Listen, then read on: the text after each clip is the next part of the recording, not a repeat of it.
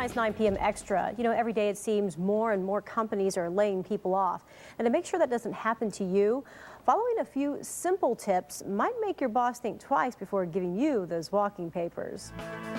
We also have people that we placed, 2 or 3 years ago that are coming back now because there's been layoffs at, companies that we work for. Those people join the more than 1 million others who are currently out of a job. Even when the economy recovers, it's not going to be just a rocket ship. It's going to take time for people to get re-employed. So a recent Money magazine article had some tips to help you avoid the pink slip. First, stand out and step up. People to do is not be invisible. Somebody that's going to volunteer for projects, but then also do them.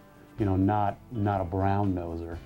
Somebody that actually says, hey, I'm going to do this and takes responsibility for it. Michael Hayes with Momentum Specialized Staffing in Phoenix says following that tip will be an advantage to those already working hard. Second, be a moneymaker. If you were somebody that's in charge of the, getting lunches for like a conference room setting, you could bid it out to somebody else. Come in and say, hey, I got somebody to do the lunches for $5 less. That draws attention that you're somebody that's has a focus on the bottom line for the company and an asset. Don't be a Debbie Downer. Avoid the coffee break room and lunch room because that's where generally people go.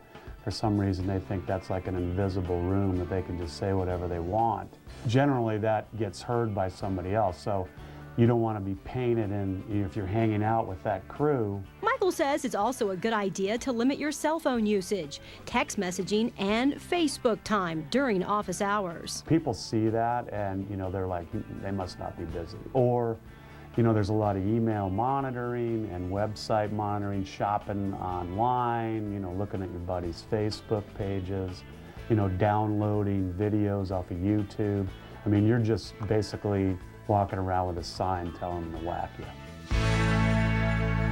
It's like, don't whack me.